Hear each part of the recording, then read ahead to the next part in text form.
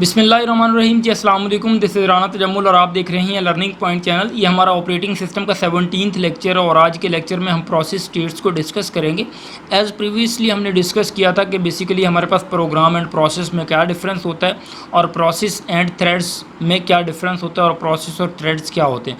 हमने डिटेल से प्रोसेस को डिफ़ाइन किया था। आई होप आपको आइडिया होगा कि व्हाट इज़ अ प्रोसेस। जैसा कि मैंने कहा था कि a program in execution is called a process. Actually जो प्रोग्राम होता है जब वो एग्जीक्यूशन में आ जाता है तो उसे प्रोसेस कहते हैं। इसको हमने प्रीवियस लेक्चर में देख लिया था। आज के लेक्चर में हम प्रोसेस स्टेट्स को डिस्कस करेंगे या देखेंगे कि बेसिकली एक प्रोसेस की कौन कौन से स्टेट्स होती हैं हमारे कंप्यूटर सिस्टम में, क्योंकि एक प्रोसेस जब हमारा रन होता है तो वो डिफरेंट स्टेट्स में स्विच करता है।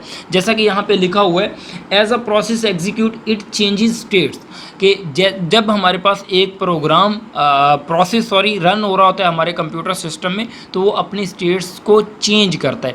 तो बेसिकली हम देखते हैं कि हमारा प्रोसेस करंटली कौन सी स्टेट में रिजाइड कर रहा है, आया कि वो न्यू स्टेट में है, रनिंग स्टेट में है, या वेटिंग स्टेट में है, या वो रेडी स्टेट में है, या टर्मिनेटेड स्टेट में है। देयर आर 5 स्टेट्स एक्चुअली जो हम डिस्कस करेंगे एक प्रोसेस की। और जैसा कि यहाँ पे लिखा हुआ है, the state of a process is defined in part by the current activity of that process, कि बेसिकली एक प्रोसेस करंटली कौन सी एक्टिविटी को परफॉर्म कर रहा है हम वो एक उसकी स्टेट से जज कर सकते हैं कि बेसिकली हमारे पास हमारा प्रोसेस रनिंग स्टेट में है या वेटिंग स्टेट में है या टर्मिनेशन स्टेट में, कौन सी स्टेट में।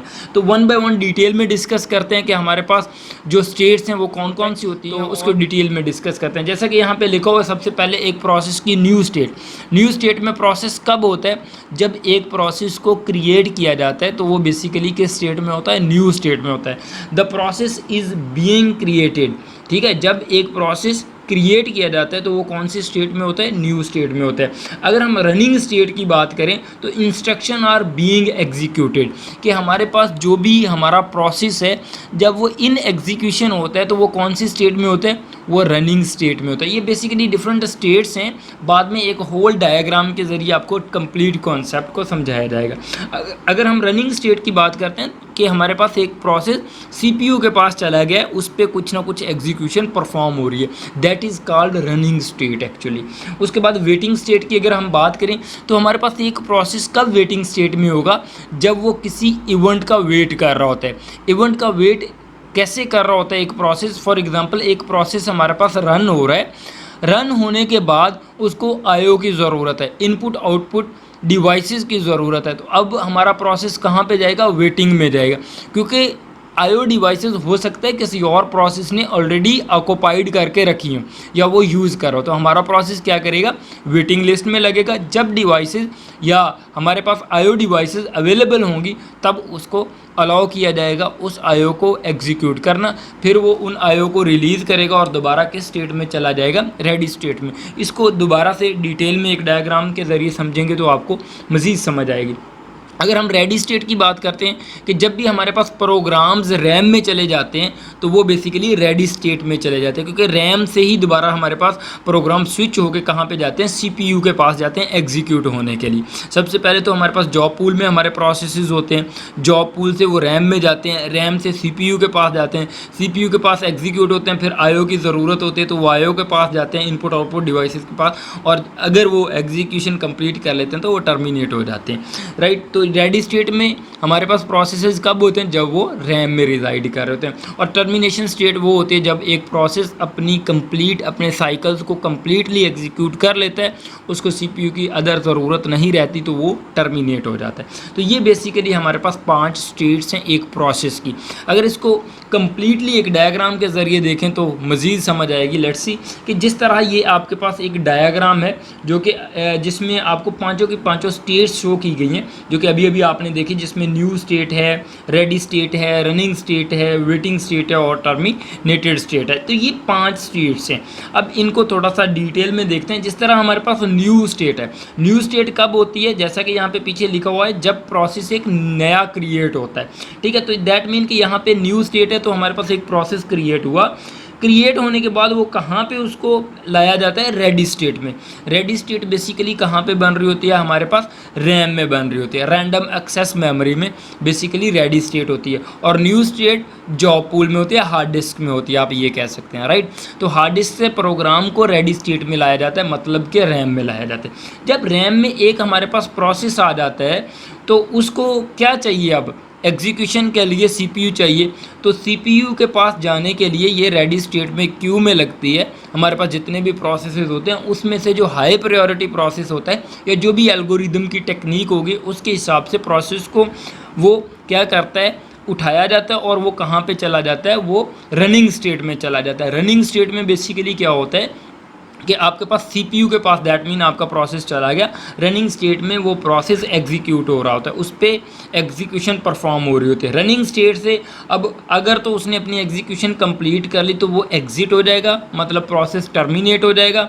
अगर उसने अपनी जो है कंप्लीशन नहीं की, अपनी एग्जीक्यूशन कंप्लीट नहीं की, उसको किसी आईओ के दरमियान में ज़रूरत पड़ गई है, तो वो प्रोसेस वेटिंग आईओ इवेंट का वेट करेगा और वेटिंग स्टेट में आ जाएगा। हो सकता है तब तक न्यू प्रोसेस रनिंग स्टेट में कोई और आ जाए, जब तक ये प्रोसेस वेट कर रहा है। ये वेट करेगा, आईओ को अवेल करेगा, आईओ को यूज़ करेगा, यूज़ करने के बाद दोबारा रेडी स्टेट में चला जाएगा। जैसे कि ये एरो शो कर रहे हैं, ये दोबारा रेडी स्टेट में चला गया।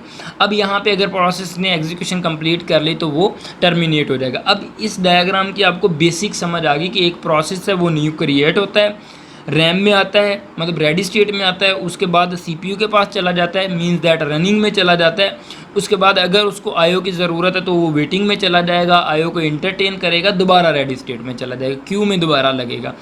और अगर वो उसने एग्जीक्यूशन कंप्लीट कर ली तो वो टर्मिनेशन हो जाएगी उसकी, मतलब टर्मिनेट हो जाएगा, एग्जिट कर जाएगा।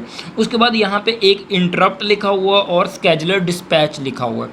आपको ये इंटरव्यू में भी क्वेश्चन मोस्टली पूछा जाता है कि बेसिकली डिस्पैचर का क्या काम होता है। तो आज मैं इस लेक्चर में आपको बताऊँगा कि व्हाट इज़ डिस्पैचर एक्चुअली। और इंटरप्ट की भी बात करते हैं कि बेसिकली इंटरप्ट क्या होता है। इंटरप्ट जब आपके पास, फॉर एग्जांपल मैं यहाँ पे लेक्चर रिकॉर्ड कर रहा हूँ, मेरे पास बाहर से कोई दोस्त आता है, वो डोर को नॉक करता है, तो दैट मीन उसने क्या किया, इंटरप्शन क्रिएट की। अब मैं फॉर एग्जांपल प्रोसेसर हूँ, मैं आप लोगों को भी डील कर रहा हूँ, बाहर एक मेरा दोस्त आया, उसने नॉक किया है, ठीक है, तो उसने क्या किया, इंटरप्ट जनरेट किया। अब मेरे लिए हाई प्रायोरिटी जो होगी मैं उसको अवेल करूँगा, ठीक है, उसको ऑफ करूँगा। अगर मेरे लिए आप इंपॉर्टेंट हुए तो मैं लेक्चर रिकॉर्ड करता रहूँगा, अगर दोस्त इंपॉर्टेंट हुआ तो मैं यहाँ पे लेक्चर को स्टॉप करूँगा और दोस्त को इंटरटेन करूँगा।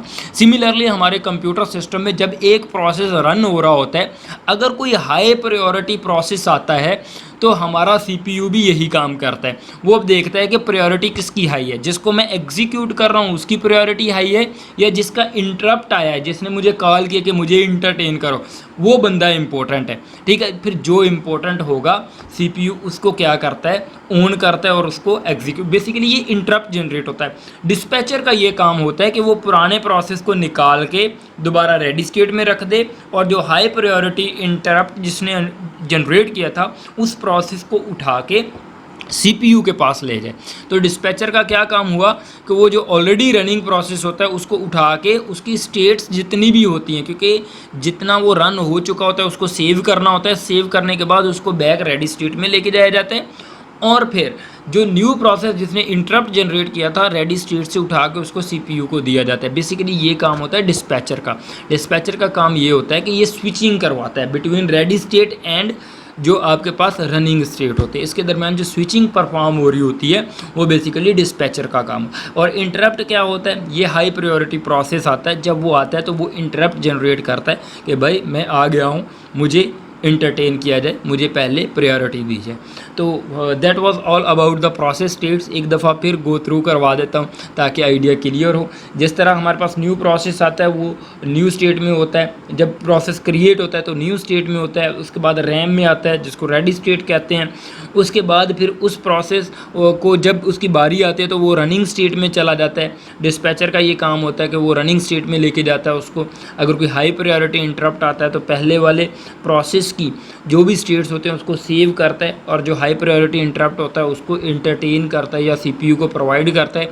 अगर सीपीयू के पास या रनिंग स्टेट में से जो प्रोसेस होता है उसको आईओ की ज़रूरत होती है तो वो वेटिंग में चला जाता है और आईओ का वेट करता है, फिर आईओ को इंटरटेन करता है और जब वो आईओ को अवेल करके उसको यूज़ कर लेता है तो वो दोबारा कहाँ पे चला जाता है, कंप्लीशन के बाद वो रेडी स्टेट में चला जाता है। अगर कोई प्रोसेस रनिंग स्टेट से ही अपने एग्जीक्यूशन को कंप्लीट कर लेता है तो वो टर्मिनेट हो जाता है।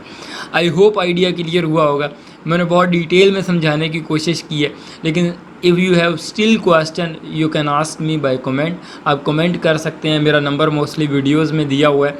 अगर आपको नोट्स की ज़रूरत है तो उस नंबर पे भी कांटेक्ट कर सकते हैं, आपकी स्क्रीन पे विजिबल भी होगा। अगर कोई क्यूरी है तो तब भी आप मेरे से पूछ सकते हैं, कोई मसला नहीं है। लेकिन इस चैनल को सब्सक्राइब ज़रूर करें, सपोर्ट करें, अपने ग्रुप में इसको सेंड करें लिंक को, क्योंकि मैंने आप लोगों के लिए ये लेक्चर्स बनाए हैं। तो आप सपोर्ट करेंगे तो इंशाल्लाह ये बहुत अच्छा हो सकता है, क्वालिटी एक हम बना पाएंगे। Thank you so much for watching this lecture. इंशाल्लाह मिलते हैं कमिंग लेक्चर में। अल्लाह हाफिज़, तब तक के लिए अपना ख्याल रखिएगा।